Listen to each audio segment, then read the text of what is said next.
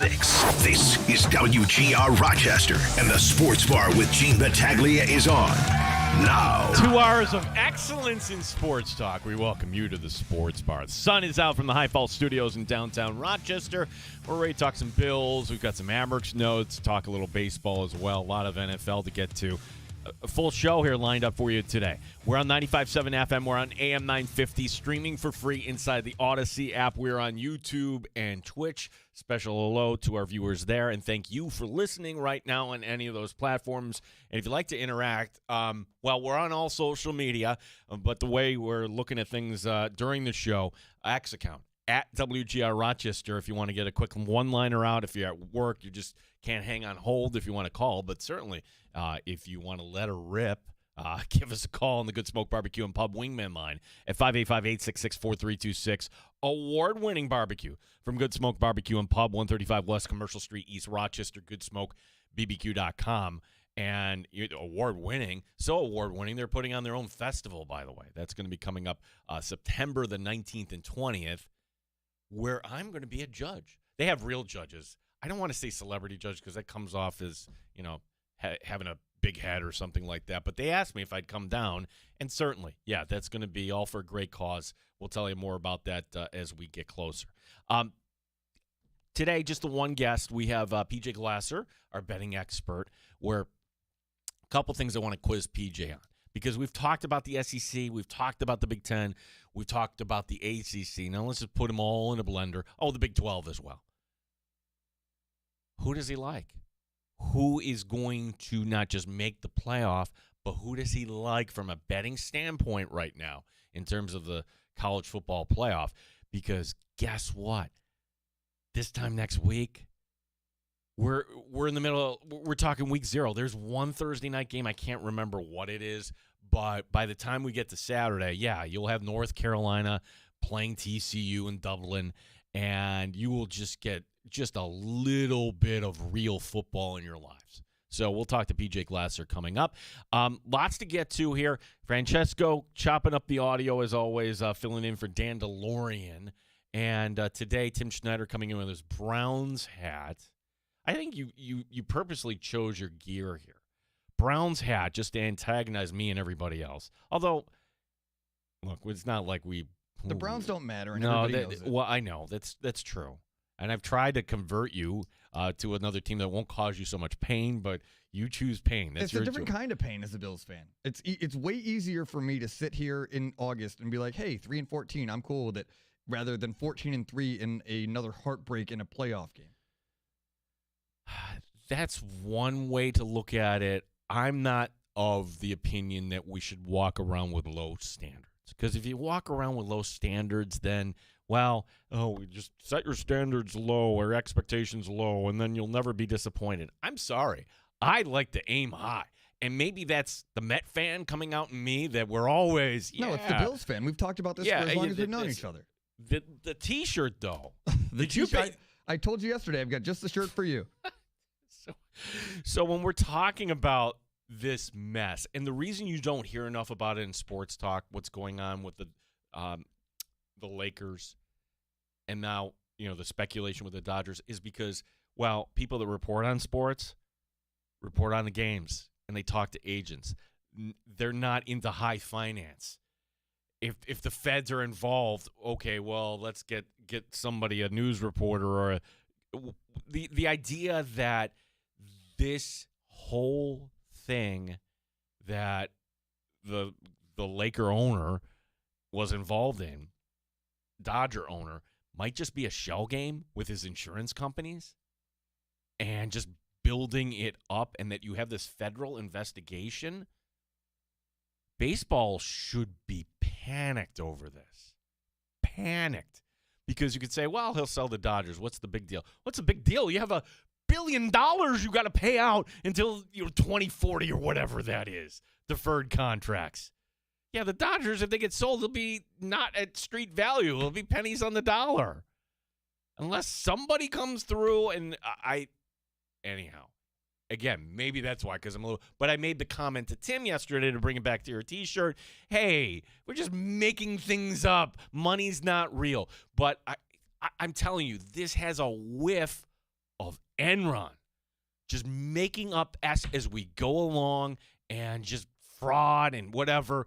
I'm alleging this. I don't know that to be true. Let me make that clear. But the whole thing just smells to me. And if you're a baseball fan, wasn't this what Major League Baseball was kind of predicating their whole argument to you? This is why we need a salary cap. Look at the Dodgers. Yeah, look at the Dodgers. What they're doing is maybe not legal. Not with playing out players, but with everything else. So, anyway, Tim, I appreciate the T-shirt. Thank you. The first time you've complimented my clothing, I think, ever. Probably the last time, too. That's fine. 585-866-4326. If there is one day on the calendar where you, the Bills fan, have FOMO, it's today. FOMO. Fear of missing out.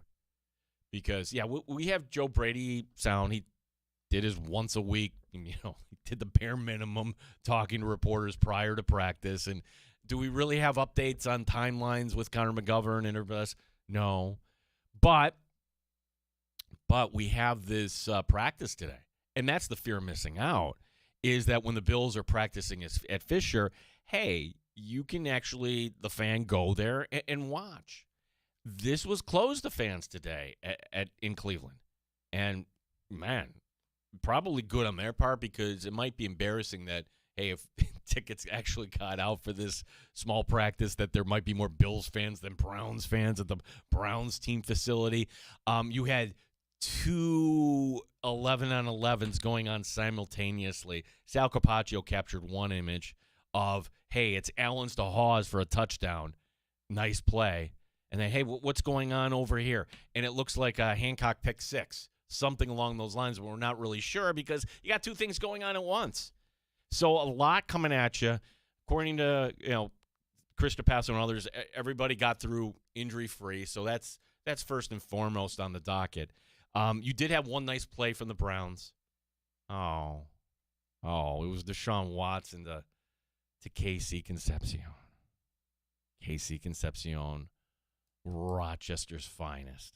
Somehow stuck in Cleveland. My guy. My guy. Your guy.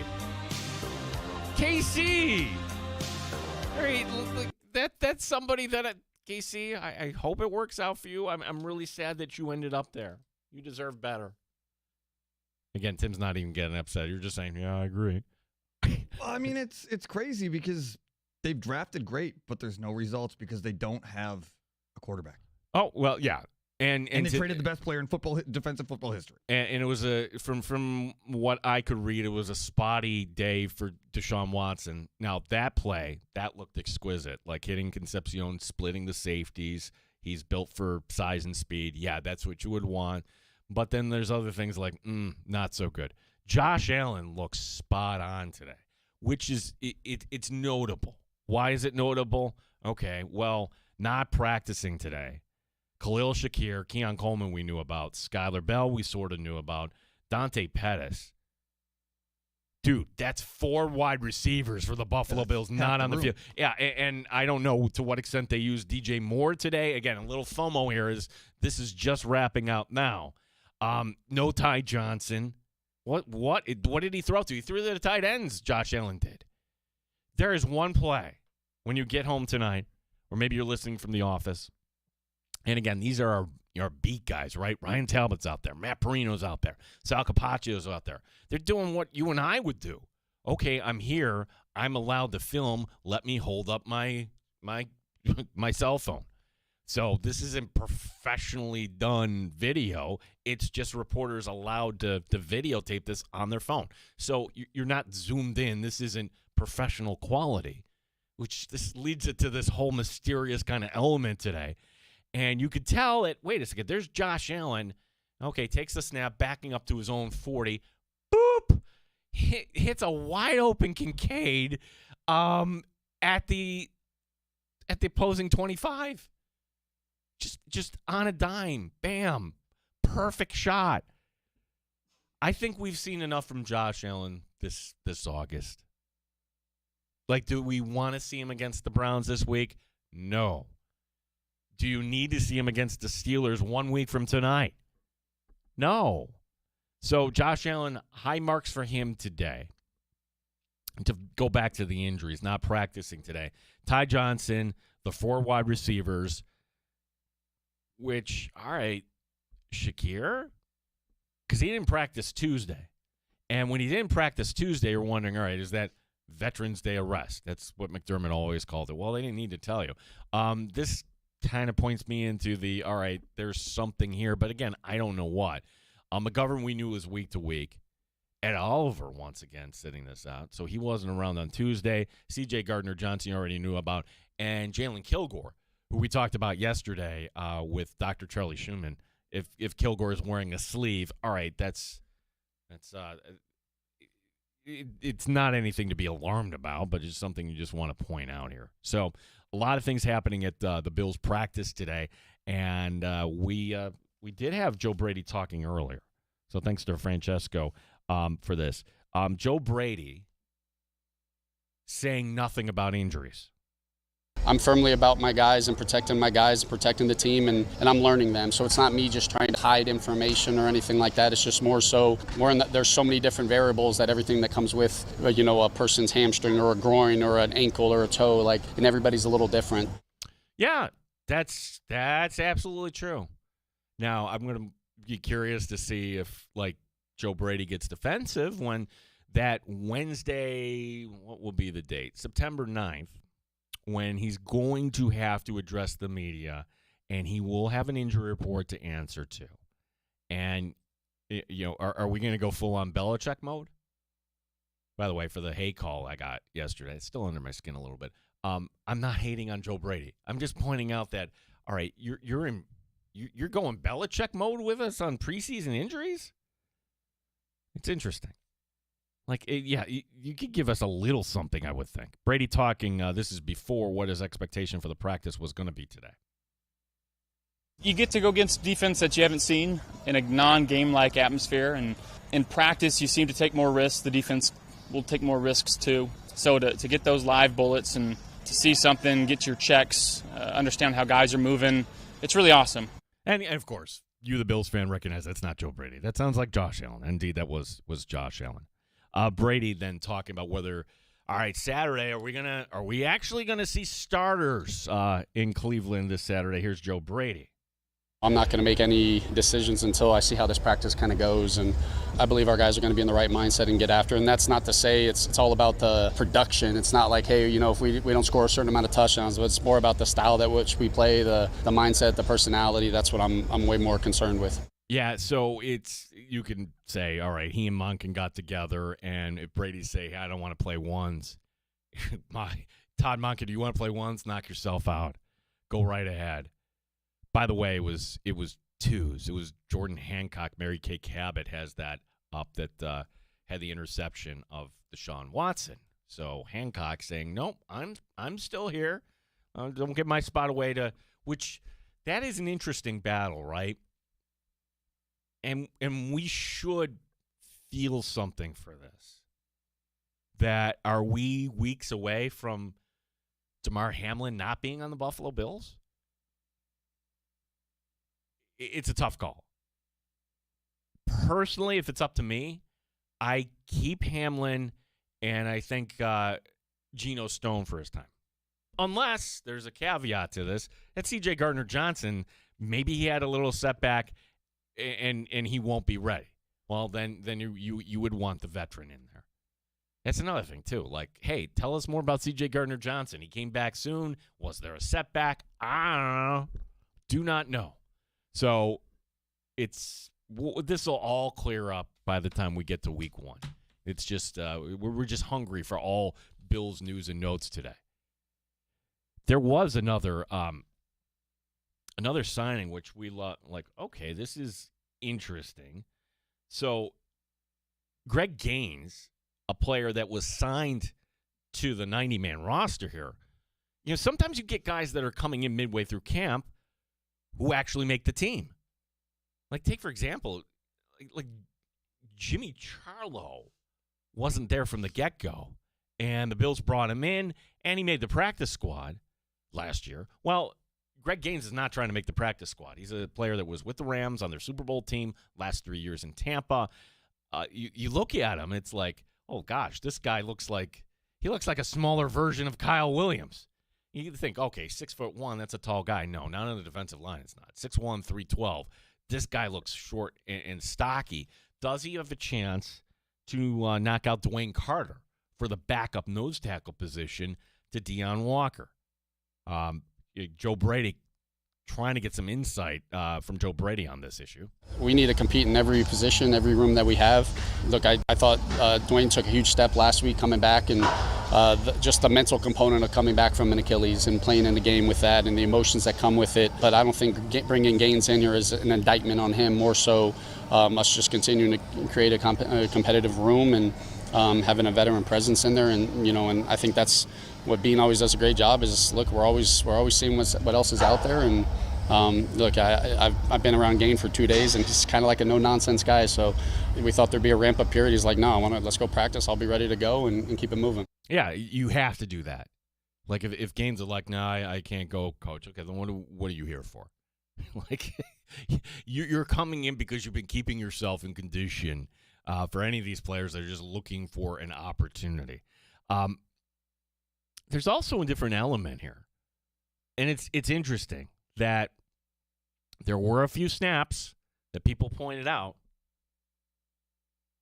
Deion Walker at defensive end? Doing my best Scooby-Doo there.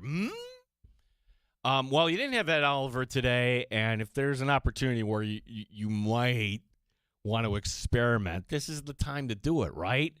It's a joint practice, and Deion Walker should not be out there whatsoever on Saturday or against Pittsburgh next Thursday.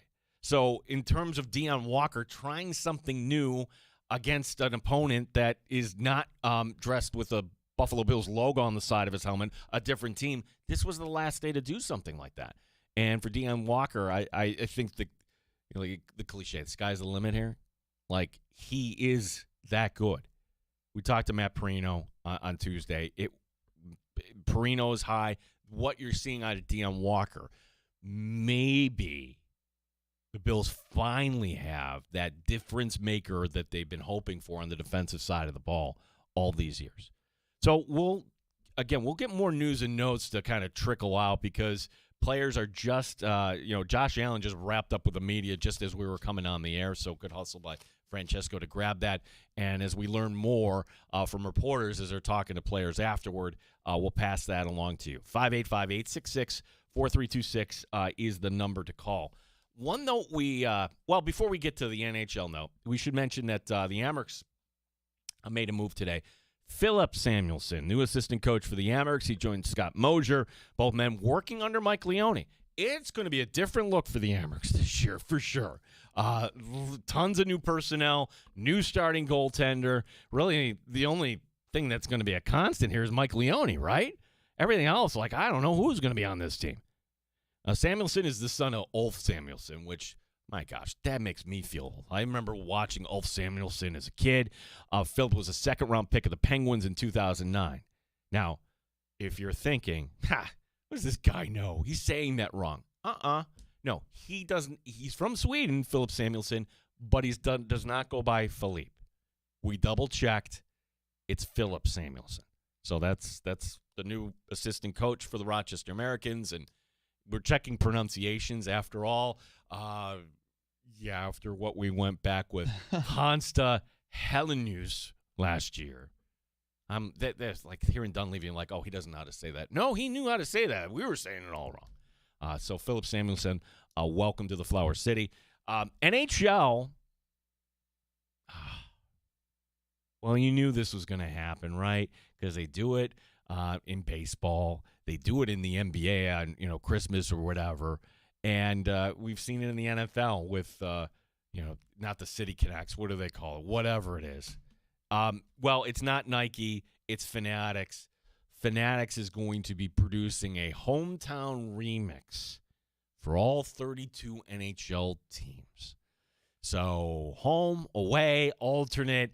And then I don't know if the hometown remix is going to be like like in baseball, where at first it was completely disorientating to see, like, wait a second, why are the Red Sox wearing yellow?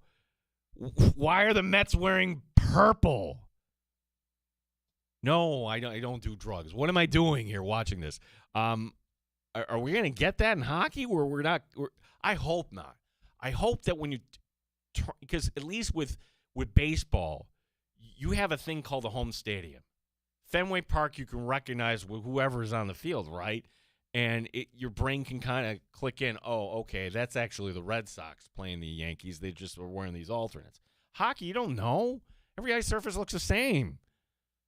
So I'm hoping they don't go crazy on this. But for people that are really into the uniforms, have we reached the tipping point? Because what we experienced from Buffalo, before we had the torn-up field and the obstructed view seats, we had anger directed at the Bills for the Nickel City uniforms and the helmets.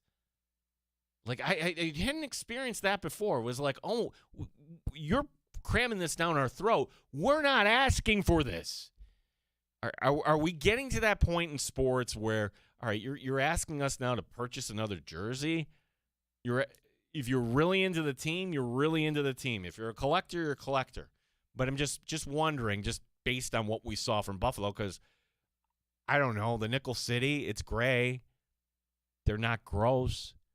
But people took offense to that. I've also yet to hear the person that says, oh, I really love that outfit. I did my own little study, and I went to the game on Saturday, Bills-Panthers. Now, this is completely unscientific. I didn't see a single Nickel City jersey. Not a one. And you know, like, you're going to a Bills game, chances are you're wearing a jersey. And sometimes you want to wear the new stuff. But I saw the ones that the Bills lost to last year in the, what did we call those, Tim? They weren't State of Connects. Was it the rivalry one? Thank you. So let's get this straight. Rivalry is NFL. City Connect is baseball. And now in hockey, what are you calling this in hockey? Grabs readers. We're calling this Hometown Remix. I think we've jumped the shark. PJ Glasser. You hear him on Game Day Garage. Sometimes you hear him on BetMGM tonight. He's our betting expert. You can give us a call, 585-866-4326. Gene Battaglia here, WGR Rochester.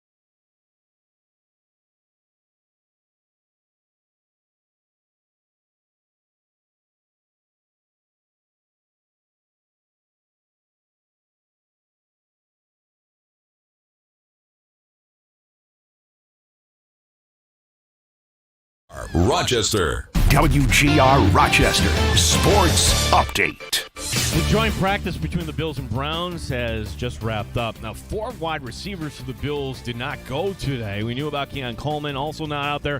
Khalil Shakir, Skylar Bell, and Dante Pettis. Head coach Joe Brady on the wide receiver depth. It happened last year. Right? Receivers go down, positions go down. It's opportunity for other guys to step up and take advantage of the reps. There's guys we need to get back out there. There's guys that aren't out there right now, and we're intentional about the why behind it. But for a lot of guys that are compete for jobs, it's great for them. PJ Glasser, Game Day Garage. Also, you hear him on BetMGM tonight from time to time. PJ will join us next year. Talk some college football and other things. Rochester Red Wings look to extend their winning streak to 6. They are playing in Omaha once again tonight. Finals in baseball today. Jays over the Rays 5-1. Guardians over the Giants 5-2. Cardinals over the Reds 10-9. Gene Battaglia, WGR Rochester. Raising the bar on Rochester Sports Talk. You're in the Sports Bar with Gene Battaglia on the Sports Leader. 95.7 FM and AM 950 WGR Rochester. It's just the one time a year where, look, if you love baseball, and we'll talk a little baseball with PJ Glasser, it certainly is interesting. But I think we've had our fill for the NFL. This story we didn't get to. We didn't have time to mention in the update there, but the NFL today fined the Cowboys and the Saints $500,000 each for that nonsense they had in their joint practice. The NFL also putting out a memo today, just basically telling these teams, knock it off. You have to remember how you conduct yourselves. Saquon Barkley talking about the practices, saying he hates these joint practices. PJ Glasser kind of, joining us now, giving us a few minutes, and You know, PJ, I think I'll just say that overall, it's like preseason football is the one time a year as a sports fan. If I had to wish away something, this would be it. Get me to the real stuff. PJ, how are you today? Gene, I'm doing good, and I'm with you. Gene, we're talking about practice, not a game, not a game. We're talking practice, right? No, I'm with you. I think all of us are ready for the real thing to begin. And, it's just crazy to think this is the last Saturday that we're going to have without college football or basketball all the way up until April. So we've made it. We're here. The games are about to get real, and they're about to be really good, college. And then, of course, the NFL kicking off in about 2.5, 3 weeks or so. So it's exciting stuff. And then I know you were talking baseball. Obviously, we're trending towards September and then October. And a lot of people feel like that might be the best sports month of the year, Gene. So we're almost there, my friend. Yeah, let's do this in reverse, because usually we'll quiz you on football, and I do want to kind of get your thoughts on college football here in a little bit. But baseball, you've got the Orioles taking on the Yankees tonight, and the Yankees have just, honestly, did you watch last night, PJ? What? How in this day and age did they blow that Alonso home run? For folks who missed it, look, it's a towering shot to left field, okay? And it from the naked eye, I could see how an umpire might not see it because the ball is way above the foul pole. But the replays clearly show that's a home run, PJ. So how did they not get this right? A lot of Orioles fans, players, coaches, they want to all know the same thing. I thought it was interesting, too. Marlins man was at the game last night, and obviously, as we all know, he usually sits right behind home plate. He thought it was a home run, and then he tweeted out that he went over to the section right by the foul pole, and we're talking to all the people, and Yankees and Orioles fans were both telling him it was a home run as well. So I just, it's unbelievable. With all the technology we have, and even just the ABS behind home plate, Gene. We're getting strikes and balls by, centimeters and millimeters, and we can't figure out a way to get a home run. And what a pivotal point in that game. Orioles could have taken the lead. Instead, it's tied. The Yankees, in that very next top of the half of the 8th inning, scored 2 runs to win 5-3, and just a huge loss for the O's, who a couple days ago had that final spot in the wild card race, and now all of a sudden find themselves a game and a half back. They do take on the Yankees again tonight, as you mentioned, Bradish and Garrett Cole. The Orioles have been in the situation, Gene, here in the last couple weeks where they've lost the first 2 games of the series, but they haven't gotten swept. So I would probably lean with them winning the game tonight. But, I mean, you do have to wonder, like, how psychologically, right? I mean, just knowing how pivotal of a game that was, knowing that Alonso's home run should have been good, you maybe win. Now you're trying to avoid the sweep. Really, all the pressure is on you tonight. I ultimately stayed away, but the O's for the most part have been good in these types of spots, avoiding the sweep. Yeah, so when the series began, and you kind of check out the standings, like, what are we doing here in the American League? The final wild card right now belongs to the Orioles. They're 2 games below 500.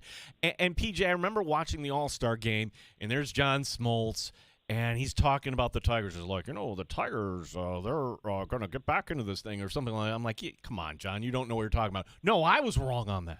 Like, right now, the Tigers are a game and a half back. The Orioles are only a game and a half back. The Guardians 1 game back. Texas a half game. The Jays a half game. And sitting in that third wild card, the Twins, 63 and 65. All these teams I just rattled off. Oh, let's throw in Seattle for good measure. They're 2.5 out. All these teams have losing records right now, PJ. So it just begs the obvious question. Do you like any of these teams here to get their act together as we head towards September? It's so funny, Gene. It's just the way that sports works, and especially how baseball works, is you just know whichever of these teams end up making the playoffs, they'll probably end up winning that series, won't they? Yep. Because that'll be the conversation. How can a team who's under 500 makes the playoffs? They go up against Tampa or whatever it is, and you just know they're going to find a way to win that series. So regardless of who it is, I will definitely be betting them in that wild card matchup. If you're asking for who I like at this moment in time, I'll still go with Toronto, team that made the World Series last year.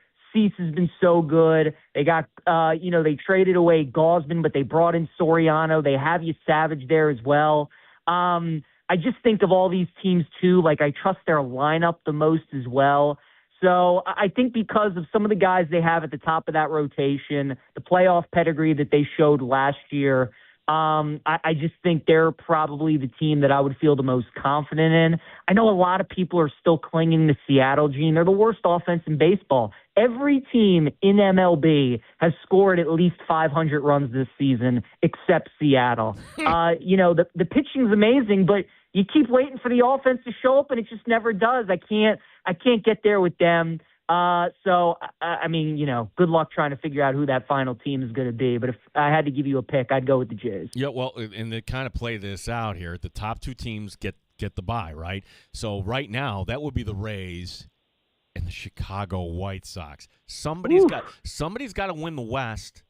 All right, right now it's Houston. They're 2 up. I would think that maybe it would be the Astros, which means the Astros will be the team to take on the team that gets in last, which would be, as you're saying, projecting the Jays here possibly. That would also leave a first-round matchup against Yankees-Red Sox, PJ.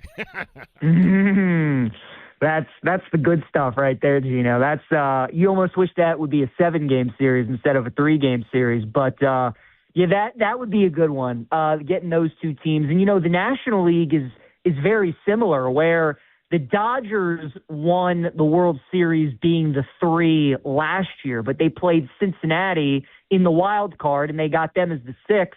I mean, Gene, if they were to get the 3 again this year, when you look at how the National League is filling out, like, they could get San Diego or Philadelphia. So that for as good as kind of those top teams in the NL have been all season, whether it's Atlanta, Milwaukee, or the Dodgers, really from the start, those 3 have been the best. Like, it's going to be tough, man. I mean, whichever of those teams ends up getting that 3 seed, and right now it is Atlanta. They whether it's Philly or whether it's San Diego or maybe somebody else, that could be a really tough matchup in that opening wild card series.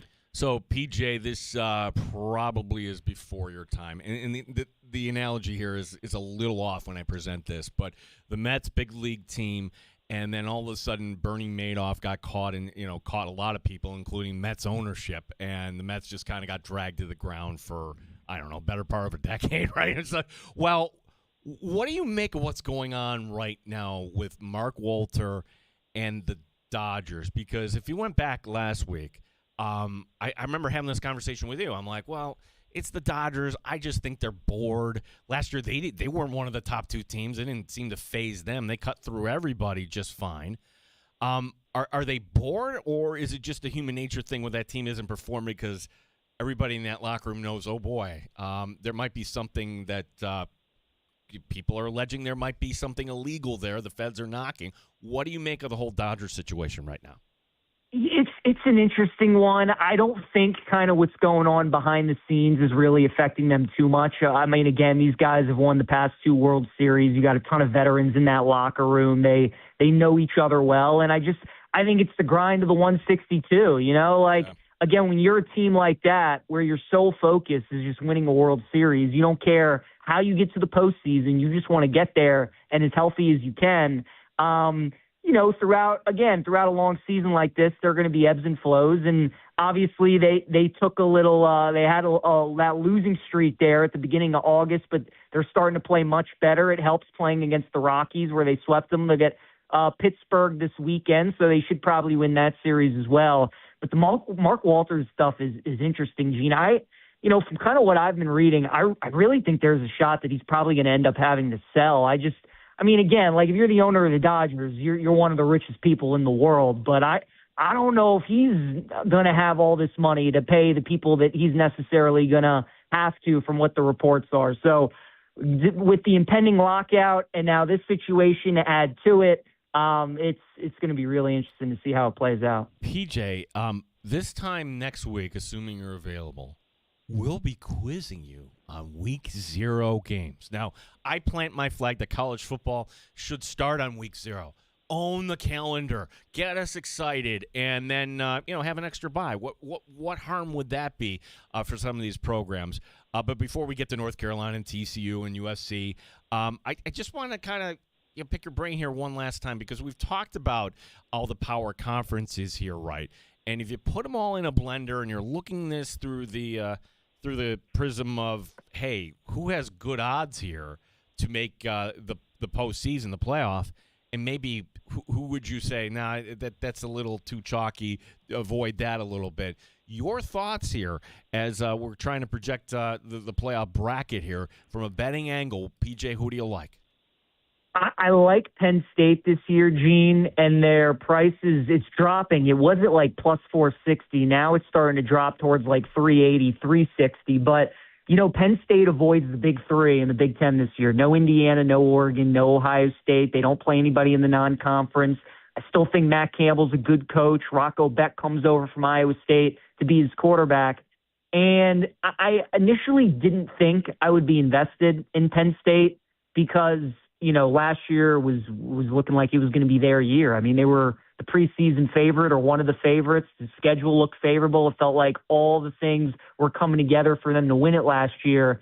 And then it just completely fell apart. But when you dive in, and again, you see the schedule this year, you see all the players that Matt Campbell was able to bring over from Iowa State. And I think the offense is going to be good. The defense is going to be good.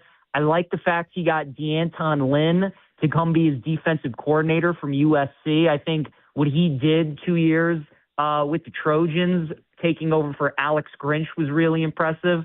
So I took a shot on Penn State to make the playoff at plus 360. That I like. And then, Gene, I'll give you a team, one of the favorites that I actually bet the other day to miss the playoff, and that is the Texas Longhorns. Ooh. At plus 155. I think the biggest game of the college football season this year is Week 2, Ohio State, Texas. That is the biggest game of the season, and there is not a team who has a more pressure-packed game this year than Texas does in that game against the Buckeyes. And we just talked about Penn State, Gene. I think there is a world where this year's Texas could be last year's Penn State, where when Penn State lost that game to Oregon, it completely unraveled their season. Things just totally spiraled. The players lost interest. They went on the road to UCLA next week. They lost. Franklin gets by the whole thing, right? I mean, Gene, with all the expectations this year and Arch coming back and how good the team looks on paper, if you lose that game to Ohio State to start the season and then just all the people jump on you and all the pressure to perform in the SEC, and if you lose 2 games again, you're going to be out, and that schedule is not easy. at A&M, at LSU, at Tennessee, home Ole Miss. Like, they got some tough games, Gene. I just think, again, like, they absolutely can lose that game to Ohio State, and if they do, I think they'll miss the playoffs. So I took a bet on Texas as well. Well, this is what they signed up for, PJ. They could have just lived a very happy existence in the Big 12 and could have been that team that would have certainly dominated, but this is what they signed up for. And, Yep. yeah, circle back to Penn State, because I just pulled up their schedule, and you're absolutely right. This is Penn State's schedule. They're home against Marshall, at Temple, and it'll be, I assume, at Lincoln in Financial in Philly. UB at home, all right, Buffalo going to Penn State, home against Wisconsin, at Northwestern. This is the if we're going to call it a meaty part, the back-to-back games there. Home against USC, and then at the Big House against Michigan. And then you finish out with Purdue at home, at Washington, Minnesota at home, Rutgers at home, and then at Maryland. PJ, it seems to me like there's a good chance that they could go 5-0, and then if you answer the bell against USC, Michigan, even if you get one of the two, you're absolutely right. Like, this is a team that you look at it, my gosh, I'll give them one loss here maybe. That's right. And again, the price that you're getting on them to make the college football playoff, I think it's totally worth a bet. Like, there's no game on their schedule that you look at and you're like, that is definitely a loss, right? They're playing at Ohio State, at Oregon. You'll be like, okay, that's a loss. Gene, there's no games on that schedule where if they won, I would be shocked. If they went into the Big House and won, it wouldn't stun me. If they went on the road to Seattle and beat Washington, it wouldn't stun me. So, again, because you're in a conference like that and it's a name brand like Penn State, and that schedule, they can absolutely go 10-2. Again, even though I'm not super, super high on their team, just because of the teams that they got in front of them, I think they're worth a play. PJ Glasser, our betting expert, as it's funny how golf was such a thing, right? And now it's just kind of winding down. We got the BMW Championship in progress. PJ, is it still worth playing golf here when when the majors are over? A lot of people kind of bail here, but are you still into it from a betting standpoint?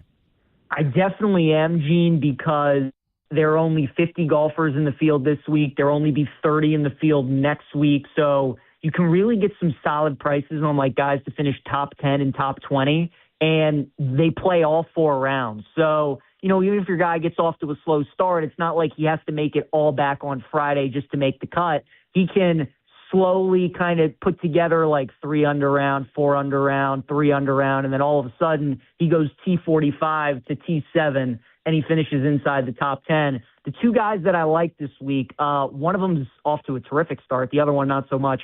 I like Wyndham Clark, who's tied for the lead right now at 6 under. He's been great in these events where they've had good fields, and he's been great on long golf courses this year that can be firm and fast, and that's what I thought we were going to get this week at Bellerive, just outside St. Louis. So Wyndham up there at the lead. I think he's got a great shot. And then another guy I was high on that got off to a slow start today, shot a 2 over, but I think that he could maybe do some good things over the next 3 days. That's Hideki Matsuyama. He came in, Gene, to this tournament, 6 straight events finishing in the top 15, 4 straight events finishing in the top 10. He's been playing terrific golf. And if you look at 3 of his last 4 events, he shot a 64, 65 on Sunday. So, again, for a guy that's going to play all 4 days, he shot a 2 over today. But don't be surprised if maybe he shoots a 4 under tomorrow, 3 under the next day, maybe a 6 under the next. So live betting angle, I think Hideki might be the guy. Yeah, Scotty Scheffler through the front 9, 3 over today. Whoa, Ooh, what's going looking on? like me. I mean, what is that? Trying to make it a little tougher on himself, I suppose. Here. Yeah. PJ, appreciate it as always, and I do not have a Baltimore accent joke for you today, but I'll work on that for next week. In the meantime, tell everybody about Game Day Garage and where they can get more of your content, as by this time next week, it all begins in football. Yes, it does, Gene. I'll be doing shows on the Betting News Network, and I'll be doing podcasts for Game Day Garage. You can check both of those out on Twitter, on Twitch, and YouTube. As we'll be putting out a ton of content, Gene, talking college football, NFL and getting ready for the season. But yeah, you're right. Next week we're going to start previewing these Week 0 games. So it's awesome that football is back. Wow. Okay. North Carolina, TCU. Do you have a feel yet for that one, PJ? I don't, Gene. I mean, you know me, like the whole world is on TCU in that game. But like, keep in mind, those international college football games that we've seen the last few years, been a lot of upsets when teams go over there. So I think TCU wins. Do I want to lay the 7.5? I don't know, but we'll see if maybe I change my mind next week. All right, there's a tease. PJ, be well. Have a good weekend, bud. You as well, Gene. Talk to you next week. Thanks, PJ Glasser, who you hear on BetMGM and all those other platforms as well. Love having that relationship with PJ. And if you're wondering, well, I didn't talk any NFL today. Well, we've established this with PJ. It's like from a betting angle, it's like a slot machine, right? Like, how on earth can you handicap NFL preseason football?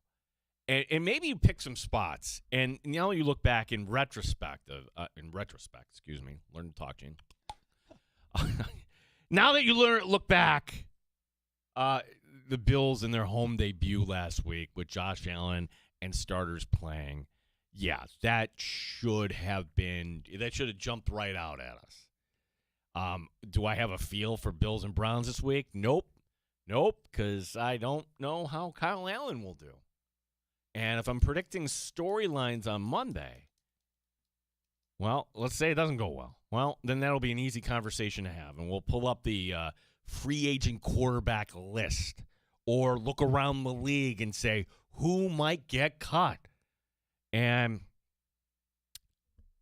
if Kyle Allen just shows enough, and again, I thought he showed enough in the Carolina game. If he can show just a little bit more against the Browns, then you'll be fine. I don't think it's Buechele. I don't think that Shane Buechele is the guy. I could be wrong on that, but just seems to me that this is Kyle Allen, and if Kyle Allen doesn't look like he's up to the task, all right, then you got to take a look around here. And that might be our conversation on Monday. Because, look, if we have the doomsday scenario for the Buffalo Bills, and you know what I'm talking about, well, then what I'm talking about is moot. Okay? Like, no Gardner Minshew or anyone like that is going to lead the Bills to a Super Bowl championship. I'm just discussing, hey, it's a week or 2 or 3. Can you go in there, play competently, and win 2 out of 3? That hasn't happened since Josh Allen's rookie year. The Bills have lived this blessed existence here, where other teams have to deal with this crap, right? So I don't mean to bring this. I'm not jinxing anything, but it's a real conversation that we need to have. And so that's the reason to tune in on Saturday. All right, first and foremost, what do we have at quarterback that's not named Josh Allen? 585-866-4326. Let's get to Tim's terrible take, and then we'll get to happy hour as well, where your phone calls are welcome. Your takes are welcome. We'll get to some of them here. Thank you for writing in. We're on YouTube, Twitch. We're also on X at WGR Rochester. My name's Gene Battaglia.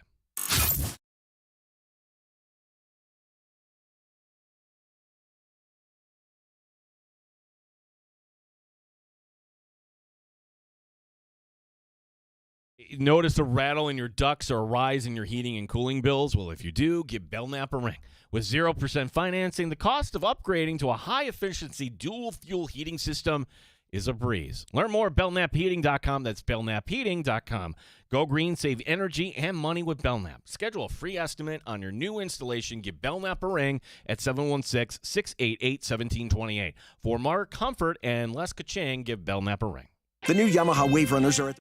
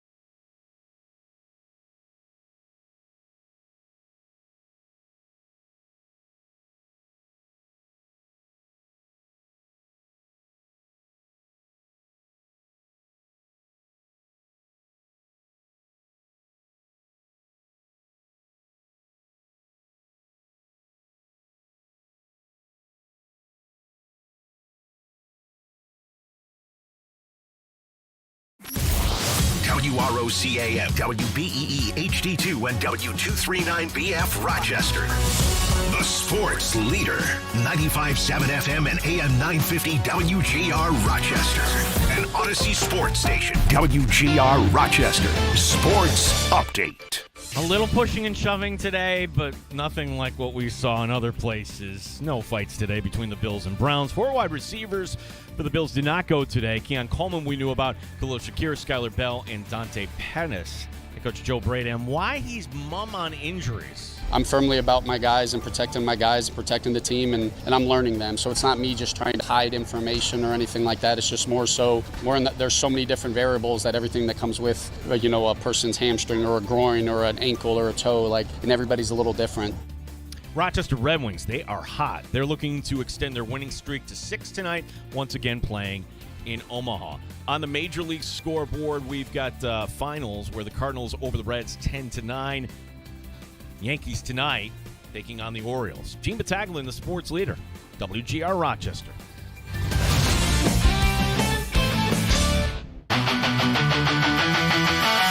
Pull up a chair, stay for a while. You're in the sports bar on WGR.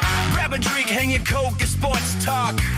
Live from Western New York. It's a master show. 9 times better than your typical host. 9 times. Gene and Tim have takes much hotter than most.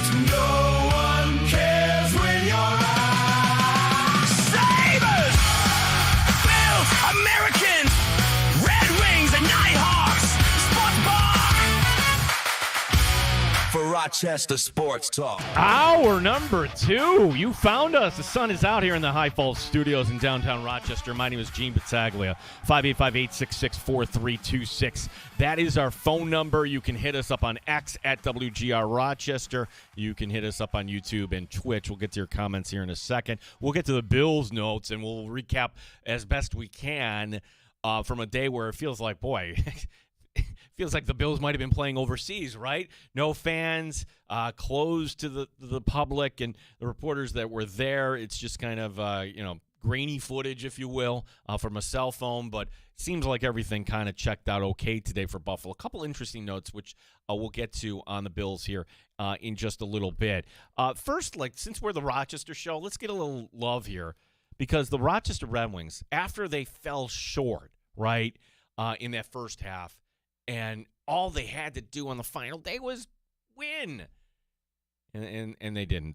And it was Memphis winning the first half, which I think that the International League playoff format is an absolute joke. You need to have more teams, and so these kids understand what actual playoff baseball is like. But no, it seems like the Major League owners are like, nope, let's just kind of wrap this up as quick as possible. Fine. So you have the winner of the first half against the winner of the second half. And when the winner of the first half ended up being Memphis and the Red Wings, we got to climb this mountain again. Guess what? We're back. Not on the top, but right now, entering tonight, the Wings are only 1 game back at Indianapolis in those second half standings. Talking about all those teams in the International League. For the season, the Red Wings are 73-47. If you did it just as normal leagues would, not a split season, the Red Wings are 8 games better than anybody else in this darn league. Charlotte, 8 games back. The Wings are 23 games above 500. The last time this happened, you got to go back to August of 1997. That was a good year, if I recall. 1997, first year for the Wings at the new stadium, and the last time the Wings, Tim, you know your Wings, your history. Last time they won the Governor's Cup. So I don't think they call it the Governor's Cup. I don't even know what they call it. You'd have to win the International League, and then you play a 1 game, out in Vegas. But hey, for the Wings, now we're going to be paying attention. So just wanted to give a little love there to the Rochester Red Wings. 585-866-4326. The other local story we have for you that the Amherst named, you remember Ulf Samuelsson, if you're a longtime hockey fan, you remember him from way back in the day. His son, Philip Samuelsson, the new new assistant coach for the Amherst, working under head coach Mike Leone. Scott Mosier also there, and wanted to make it a point that after we went through the whole Consta-Helenews situation that we are just going to double and triple check pronunciations because we want to get it right. And when I say it's Philip Samuelson, yes, that's how he identifies. He's not going with the European Philippe. Chris writing in, Gene, in Rochester, you don't have to check pronunciations of names. After all, he will always be John Ram. People don't forget, Gino.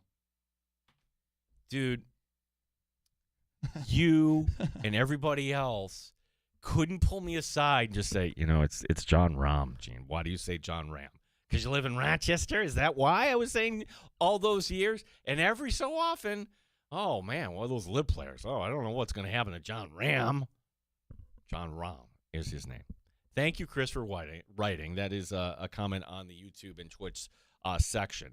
585-866-4326 is the number. Got some Bills notes here before we get to that, though, because quite often I forget about this segment, although I shouldn't, because we are the award-winning show. It's now time for Terrible Time Timmy's Terrible Take of the Day on WGR Rochester. WGR Rochester. It's Terrible Time Timmy. And if you weren't with us yesterday, here in Sports Bar, I guess we call it 3.0, 2.0, we were on middays. We're back where we belong in the afternoon drive. And the first endorsement opportunity that's being discussed is for Terrible Take, Timmy. The people love me, man. Like you want to? Like, you're good. Are you ready to endorse product? Is that? I've been waiting for 15 years. All right. So like there is a process, right? And it's in process, and I don't want to raise your hopes up. That's fine. But it will be hilarious. Like if it's like, "Hi, I'm Terrible Time Timmy from for blah blah blah." It's. I think it's going to happen, Tim. I think it's going to happen. Tim, what do we have for us today? Actually, speaking of that award-winning show, I need you. You don't say it every day into the second hour, but sometimes you high-step it into the second hour. When you receive this award, I need you to high-step that stage. It's not just me, though. Yeah, but it's being handed to you. No, because the boss is going to be there. All right. And yeah, so, you're like, right, it will be him. Oh, it'll be like the handing off of the Super right, Bowl so trophy. I've never been, so, again, let me back up. For folks who are like, what are they talking about? We won the New York State Broadcasters Association Award for Best Sports Coverage, which, okay, like, you're kidding, right? Like, of the stations down in New York or Buffalo, or we pulled it off, and was the tape we submitted for this was our coverage from camp last year. So they got an award around to naming the award in June. And the awards ceremony is actually going to be in Rochester at the Strath Allen in September, which I have said, Tim, you're part of the team. You've been invited to luncheon. You can't be wearing a Browns hat or the banana suit or anything like that. All right. I can make arrangements for that. Tim, what do you got? You mentioned the Bills practice earlier today. Something happened at this Bills practice that either we're a day late on or a day early on. But his name's Daquan Wright. He entered the transfer portal today. Daquan Wright is a former Ole Miss player, and within this last couple days, the NCAA is basically being run by the courts, but the courts are lawless, and they're being handled basically by the Constitution took over 100 days to write, and we're kind of back, and we've lost the nuance and common sense. But because of the era that we are in college athletics, there are 5 players that have signed NFL contracts that are now eligible, at least, for a 5th year of college. Daquan Wright being the first to officially enter the transfer portal. He is a current tight end on the Cleveland Browns who is going to leave the NFL to go back to college. We've lost control. I'm waiting for somebody to just kind of step in. And Sankey, the commissioner of the SEC, says he's against this. Why? Like, if he wants to enroll in school, all rules are out the window, folks. And Daquan Wright, He's not making the Browns, I don't think. No. So, like, could he make more money, though, going back to Ole Miss? Well, I think that's what broke it. You breached your contract, right, if you leave. Right. So go away. Go away. You left us. You're on the Browns now. You couldn't hack it with the Browns. Good luck But in your future all right, endeavors. well, okay, but so he's not going to be welcome back at Ole Miss. You wouldn't want him on Syracuse? Like, the idea that it's crazy to think, Tim, that, oh my gosh, like, if somebody doesn't make, I would think I think this is all a moot point. Because you do have to be enrolled, right? You do have to take classes. I would think that players that are going to be caught, and it is kind of sad. We have to remember there's a human element to the NFL where there's going to be a lot of players losing jobs. And some of them will get other opportunities, and they'll make it eventually. Many of them won't. So what I would say is I have no problem with Daquan Wright or anybody else that, you know what, I am my own contractor, and I'm going to go play for this school. And the whole education, student-athlete, it's all a sham. It's an absolute sham. So that train left long ago. I don't understand why anybody would have a problem with this. I have a problem with it because it's just completely lawless. Like back in the day, and back in the day was just 5 All or right, 6 don't years ago. have a problem with this though. I get it. Like who's responsible for the loss? It's the NCAA. They couldn't understand where the puck was heading, and like they really thought that the Ed O'Bannon thing was just, oh, we'll win this, or okay, all this means is like you'll be able to enjoy it. Yeah, the first thing I heard from Joe Girard was he was endorsing a pizza shop. Like, legitimately, that's how far behind Syracuse was. Hi, it's Joe Girard for this pizza shop in Syracuse. When I'm hungry, I go, okay, where you got other schools that are handing millions over. Yeah, and that's my issue with it is that there's the NCAA did not button up anything once this was announced and dictated through the courts. They could have just come up with an idea, the courts and the NCAA together, been like, these are the rules. Well, there were absolutely no rules. Right. So what they're trying to do now that the horse is running out of the barn, you know I love cliches, there's another one. They're going to Congress, and Congress no, this got tabled. Sorry. Like whatever they call it, protect college sports, safeguard, whatever that act is. I don't have time to read up on it. I'm sorry. Oh, I suppose I do. I just don't want to. We are predominantly an NFL show. We like college football, and I would say good for Daquan Wright or anybody else that is going through the portal.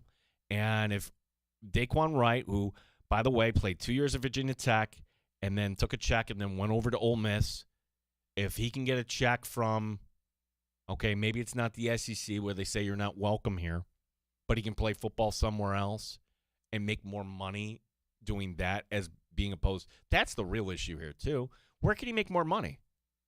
On an NFL practice squad? No. Sorry. Then I guess what are these guys leaving for in the first place? The NFL glory? They, a lot of times, are not given the truth. It's the same thing with all these kids going in the portal. Like, how many kids just jump in the portal? Like, dude, you're not going to end up in as good a spot. I will give one local example for RIT. There was a kid from Mercyhurst named Boris Scalos, and he jumps into the portal, and nobody wanted him. And because RIT, hey, had a new head coach, and there was some opportunity, you got here, but he goes back into the portal again. And nobody wants you. So, good take there, Tim, because that is something that we should point out that right now it's a mess. And I think ultimately these players, I think what ends up happening is that they're just not going to have time to get enrolled.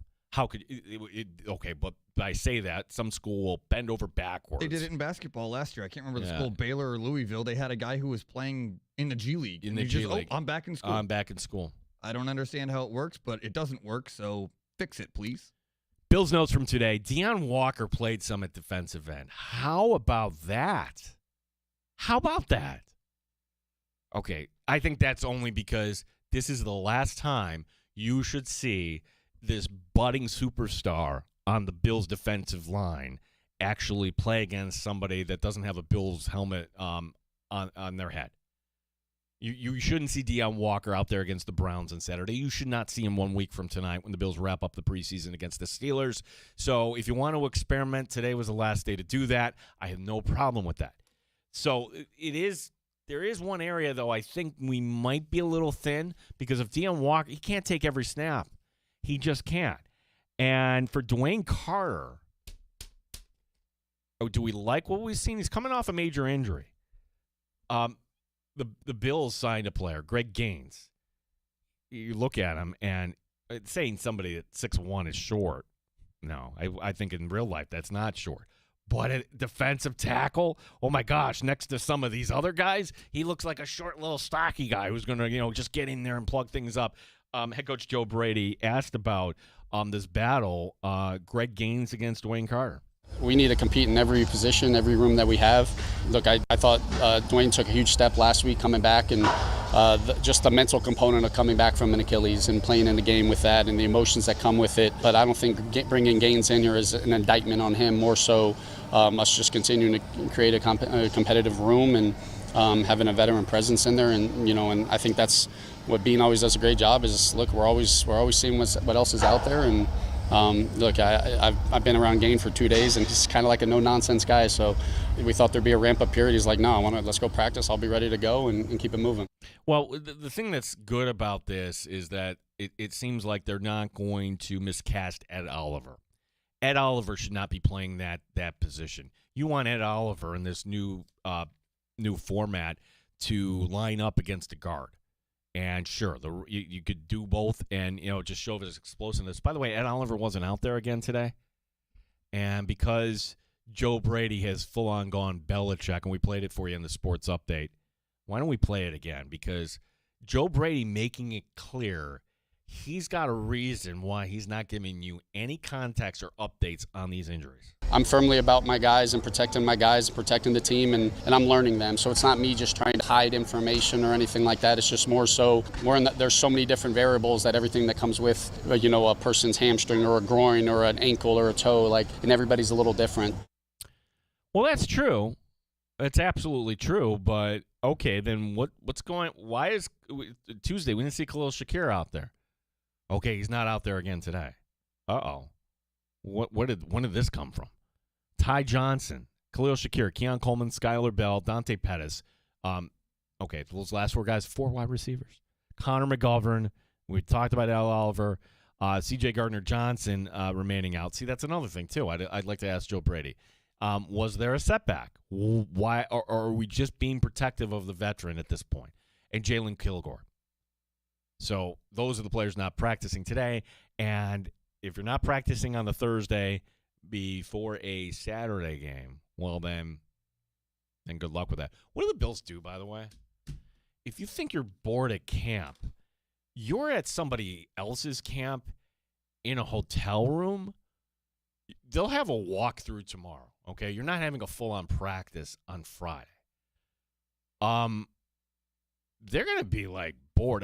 I'm trying to imagine, what would you do?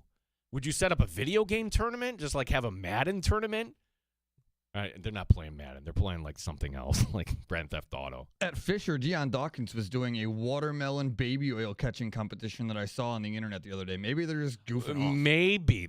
This is Offer $500 if this is okay, so you want the guys to go out, but you don't want them going out on the town, right?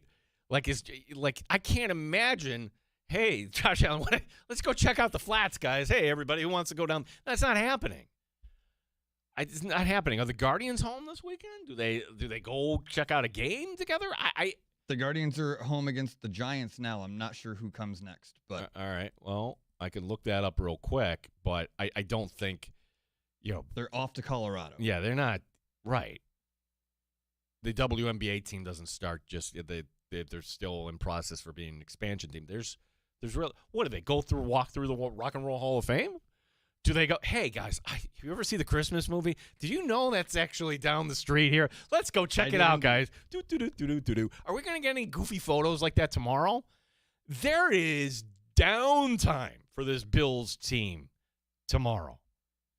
You can do it. You'll do the walkthrough at whatever they call that stadium now in Cleveland for sure. But Huntington Bank Park. Yeah, that's it. That's it. That'll take like what? That'll take, 3 hours in the morning? That's it? You bus in, great. You're hanging out at a hotel all day? Now, what I don't want, and this is going to sound like a Colin Cowherd take, but this is out of Chargers camp, and something I saw, I'm like, I don't know if I like that. And some people are jumping on this. Are you familiar with If Man? I am not. Okay, look up If Man. If Man quarterback. Google that, Tim, and tell me, who is If Man? See, this is the difference between Tim's generation and the generation behind us.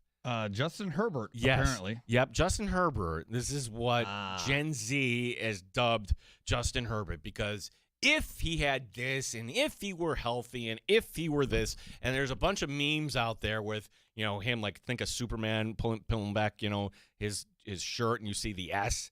Well, it's Justin Herbert pulling back his shirt and you just see if. Well, If Man seems like he's a little past due, because in the year 2020, think back to that. Seems like a long time ago, right? Justin Herbert still holds the record. Most touchdowns, passes for a rookie in NFL history. Justin Herbert. Now, granted, we were playing an extra game at that point, but still, that's impressive, right? What has happened since? He hasn't won a playoff game yet. And you could say, well, it's the Chargers charging, or, well, they haven't been healthy. Oh, you lost Derwin James, or, oh, well, if they hadn't, blown that lead against the Jaguars. Oh, if they had, yeah, if. And again, people are picking that team, and there are a few things that Jay Binkley and I are aligned about football. But one is, I'm sorry, the Chargers are not winning the division. They'll do just enough, as they always do, to tease you, and maybe they get a wild card, and then they'll be out. Well, here's Justin Herbert. And, again, this goes back to this might be old man takey here by me, but Justin Herbert, he's got a beautiful fiance. Her name's Madison Beer. And the joint practice with the 49ers has concluded. And there are the two just, first of all, holding hands and then sitting down and just cooing with each other like, wait a second. Wait, like, you're the quarterback? The other guys around you aren't doing that. I'm sorry, like, there's a time and a place for that. I mean, some people would just say no PDA, period. And some would say, that's fine, Gene. What are you? He's in love. Who cares? She's beautiful. I don't know. It's weird to see a quarterback right after practice just kind of hanging out and getting all gooey with his fiance. And great, but do you think that's a weird take? I do. Let me hit you with a counter. I think the other position players don't matter to us, and I think that you or we care about it because that's not how Josh Allen behaved.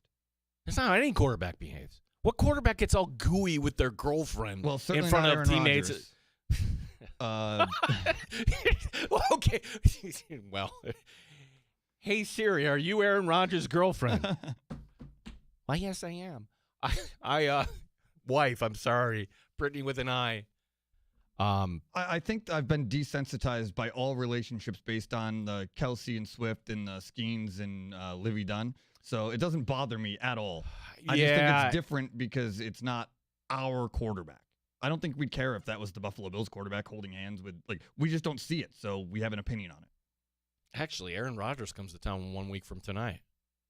Do we start Brittany with an I watch? We do. Brittany with an I watch. Gee, can't find her. And many are wondering where she is or if she exists.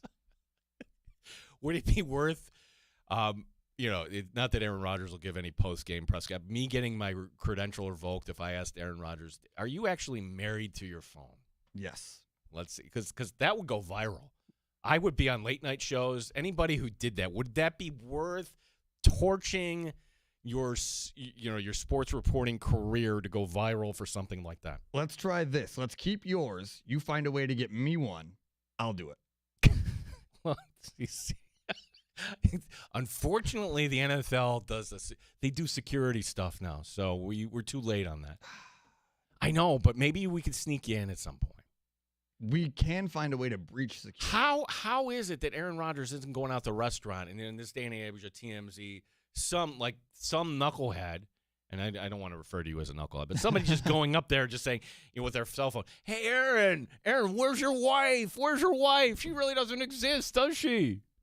I'm thinking at this point he's not married, and just people ask him questions similar to the COVID thing or the vaccine thing. Like somebody asked him a question, phrased it poorly. We ran with the answer, and just here we are. No, he wears a wedding band. So I could put one on. I guess he says she's private. He's commented on it. To not see this human being one singular time. There's no track record, none. It's a mystery. What is the real mystery between Belichick and the trial bride? I think we know, but we don't have the reporting on that. And then I thought for sure, Tim, too, while we're sticking on the TMZ portion of the show here. Yeah, sorry for railroading your If Man take. No, but yeah, so If Man. But I'm surprised you weren't familiar with If Man. I knew about the draft class. I just didn't think that it was singular to him. Yeah, because all of them are, that whole draft class, other than Jalen Hurts, has excuses. No, but somehow, and I honestly don't know if anybody knows how did Justin Herbert become If Man? And again, my son is 20. He told me If Man. I'm like, what are you talking about? It's you know what? It helps, Tim, to talk to sports, both older and younger generations. You get different perspectives. We're learning. And we're every learning. day. Yeah, Gen Z did bring us this. I like the If Man take. Back to the TMZ thing I was going to bring up. I thought for sure that in this lull right now, NFL news, and sure, the Cowboys and the Saints got fined $500,000 today. You have Saquon Barkley saying he doesn't like these joint practices. You have these little teeny tiny morsels of news. I'm talking like a story. I thought this would be like the time where Pablo Torre or somebody shows up on the scene with by the way, here's the next angle on Diana Rossini and Mike Vrabel, because you're going to hold on to that. Wouldn't you want the most amount of clicks right before the New England Patriots season begins? Or is this story just going to kind of fade out and it was two spouses cheating or something a little more twisted than that, and that's that? It's the private life. I don't know the answer to that. I think a lot of these people have personal relationships with Rossini, and they're protecting her because they don't want to not violate, but they don't want to dive into her personal life. And I think that that's unfair to everybody else. Unfair, but I would thought maybe there's such an appetite for this. They're like, okay, you've invited the paparazzi and everybody else to the party. I think the problem with it, and we don't have answers, is because of how connected she is both within the NFL and within the reporter family. The NFL wants this to go away. You know they do. They don't want anything, so you won't get a whiff of this, even in a joking way, now on ESPN, since they own the NFL network. We've got I got some more takes here for you. We'll invite your calls, too, at 585-866-4326. My name is Gene Battaglia here. This is WGR Rochester.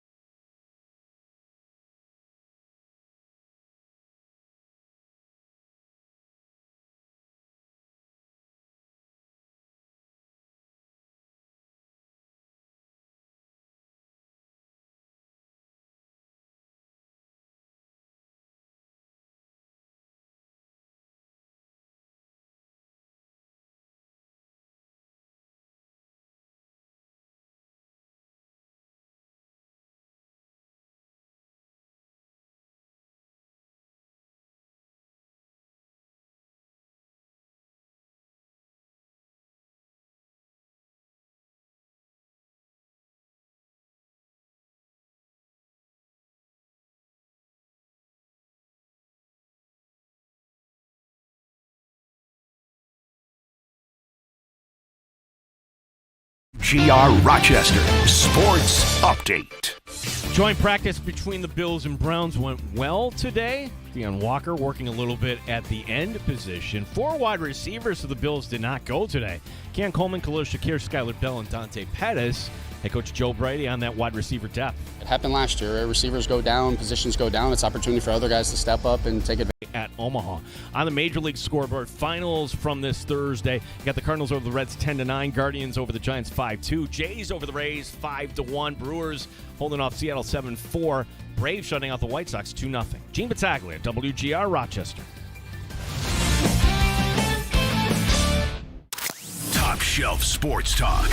You're hanging out in the sports bar with Gene Battaglia on the Sports Leader, 95.7 FM and AM 950 WGR, Rochester. One player I hope does well in his new position and hooks on is Taylor Rapp. Got some news about Taylor Rapp today as he ends up in Denver.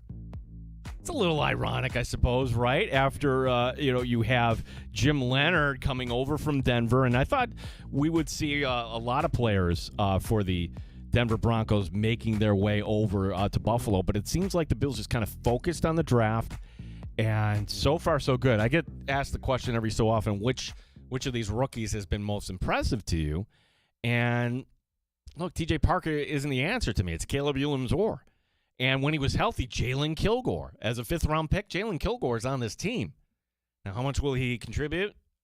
You're hoping not that much because you've got C.J. Gardner-Johnson and Cole Bishop, but can you develop him along? Taylor Rapp came in at a time in Buffalo where you had Micah Hyde and Jordan Poyer, and you were trying to just get a little bit more time out of both. And Taylor Rapp coming over from the Rams, a player with a good pedigree, good head on his shoulders, plays the safety position like it's still 1988, right? And that kind of got him into some trouble. Actually, you had a couple instances where you had carnage against your own team. So it was I have no problem with the Bills moving on from Taylor Rapp, and he was playing hurt in Buffalo last year. I think it's just going to be tough for him or any player right now to come on board and make a team. So I'm rooting for Taylor Rapp to make that Denver Bronco team. 585-866-4326 is the number to call. John in Rochester on this Thursday afternoon. Hi, John. Hey, Gino, I'm telling you, I am pumped up. This team looks so strong right now. I'm really excited about the defense. The quarterbacks got hit too much, and that's a concern. But I like what I see from Coleman. The one thing I don't like, though, is they should have signed Trubisky. Trubisky, I think, could be our savior, of course, if Josh gets hurt. And he played well last year. And it was only over, I think, $1 million. I think the Bills were offering like four or five, and he got $1 million more from Tennessee. What are your thoughts on that? Well, I think, and John, thank you for the call. Mr. Trubisky wants to play. All right, if you want to stay in this league, holding a clipboard ain't the way to do it. And I'm just looking up his deal right now. Yeah, he's got incentives. It could be anywhere between 3.8 and 6.8. Kind of hard for me to read this, but at 32 with the Titans, where might he see more time? With the Titans or backing up Josh Allen? So I'm not going to fault Mitchell Trubisky, and I don't fault the Buffalo Bills for getting into a bidding war. What I do wonder is, like, you couldn't do better, and you bring up a point there about Kyle Allen. That's what we're going to be watching on Saturday, first and foremost. And it's very, very basic, very chalky, right? Like, okay, what are you paying attention to? The quarterbacks. Well, hell yeah. Yeah, if the Bills lose against the Browns, give me the reasons why. They're not putting up points, or were they turning the ball over? Whatever it was. This will give us kind of a good gauge, because I don't get the sense that the Browns will be putting out their number ones either. You know the Bills won't be doing that, right? Do you think some of those receivers that didn't practice today will play because they didn't get to work in today? No. If like Skylar Bell, Khalil Shakir, Dante Pettis, no, I don't think so. So it's going to make it tough, which Josh Allen adjusted accordingly. It was a big tight end day. big time pass to Dalton Kincaid downfield. Wow. Didn't know that was in the playbook there, having a tight end streak down the field like that. Jackson Hawes catching a touchdown. So do I think the Bills – no, this is not the time. If any of those guys are not 100%, you don't push it. John, I appreciate the call. I do want to get back to what you were saying about the defense, though. And it looks great right now. How is it going to look against Detroit? I don't think Houston is going to be – we kind of figure what the Houston game's going to be, right? 16-13. Can you just get out of there, right? And I'm saying this now. If somebody wants style points week 1, get out of here. Houston, all it is, what McDermott used to say, find a damn way. Without the damn, he just said find a way. Like, that's it. That, to me, has the look of an ugly game, and maybe it's just a lot of James Cook, and you're just trying, when you run the ball, that doesn't exactly mean that the defensive ends can get upfield. So can the Bills use the running game in week 1? It's week 2 when you come back to Buffalo, and you have Amon-Ra St. Brown and Jahmyr Gibbs.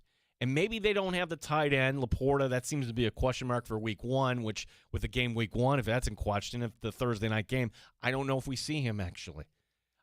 You have Jameson Williams. You have a lot of talent on that Detroit offense. How's that all going to look?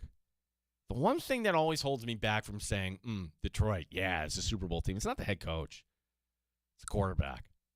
Yes, Jared Goff got a Super Bowl with the Rams, so that was a Sean McVay. And it's what, they put up 3 points against the Patriots. Ooh, that was as bad a Super Bowl as we've had in recent years. So the defense is going to be kind of something that it'll be a kind of a work in progress for sure. John, thanks for the call. 585-866-4326. And you know it's football season when you hear John from Rochester talking about the optimism. But, John, I'm going to throw this back at you. Bills, Super Bowl, if not this year, then when? That should be the expectation. There isn't a team that has more pressure on it right now than Buffalo. There isn't a head coach that doesn't have more pressure on him right now than Joe Brady. There isn't a rookie head coach in NFL history that has as much pressure. Not first year, rookie. That's the difference. Rookie head coach as Joe Brady. Bills have made some decisions, and you're just hoping that these decisions pay off, and all you need is one.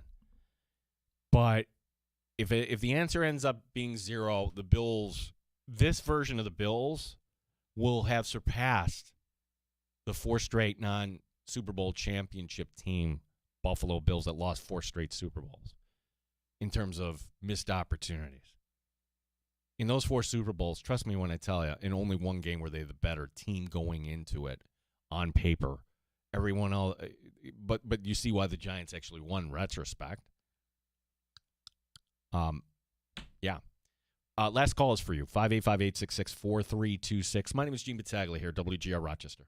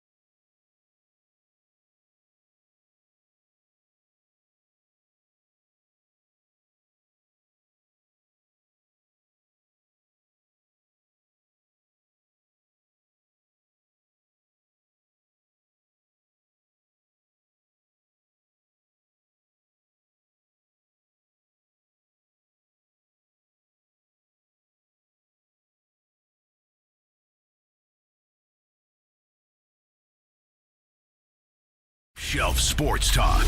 You're hanging out in the sports bar with Gene Battaglia on the Sports Leader, 95.7 FM and AM 950 WGR, Rochester. I love CJ Gardner-Johnson. Welcome back. No, he wasn't on the field today, but he was on the sideline. And he's on the sideline chirping at Shedeur Sanders. We've heard the stories about CJ Gardner-Johnson, how he's just going to be mouthy the whole time. This was CJ. I have to clean this up here. This S Checkdown City. It's Gardner-Johnson, according to Browns reporter Tom Withers, saying that he was yelling, "Checkdown King," at Shedeur Sanders.